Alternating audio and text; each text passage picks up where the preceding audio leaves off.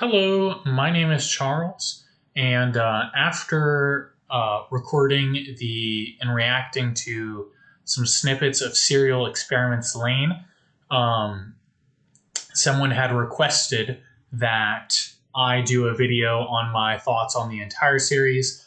A Comp Sci Major, a Schizo's Comp Sci Major, thoughts on the entire series of Serial Experiments Lain.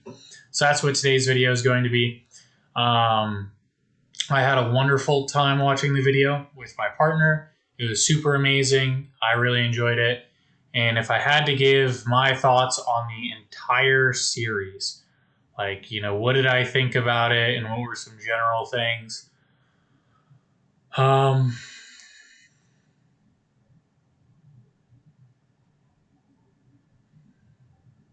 Initially upon watching it, I was like, this is super trippy and this is super weird.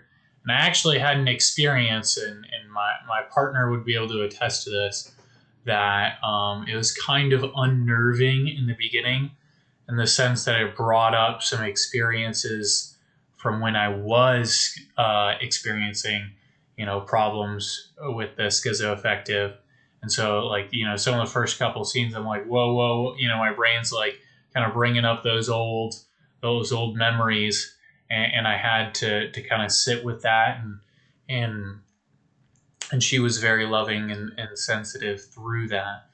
And then as it went on, I was kind of fine with it, right? It just kind of, things kind of came up and then left, and then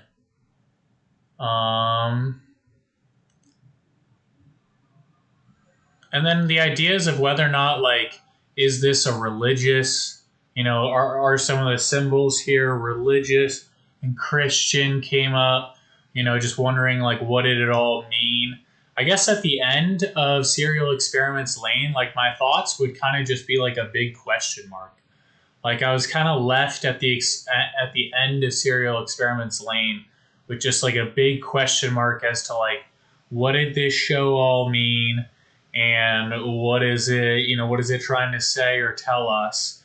And yeah, I also, at some points, I think it brought up thoughts that okay, I think having some degree of contact with for me, I was in my head, it was kind of I'd imagine, our ancient ancestors and tribes and in the jungle. But I was, I think more formally, having some contact with the earth, or just things that are real and sensory and tactile are probably healthy.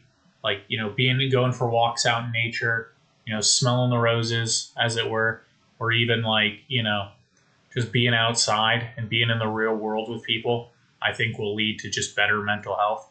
So I think my biggest takeaway, if I was going to tailor this to what would I glean as a useful practical tool from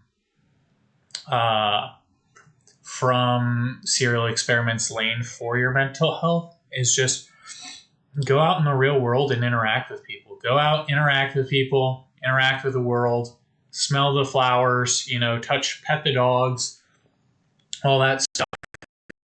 Sorry, my OBS lag. Because I think being out in the real world and being with can also help.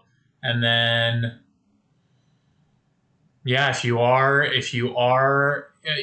do have schizoaffective, or you do have something like that, I think in Lain's situation, it probably can be exacerbated by lack of self-care and social isolation and not being medicated.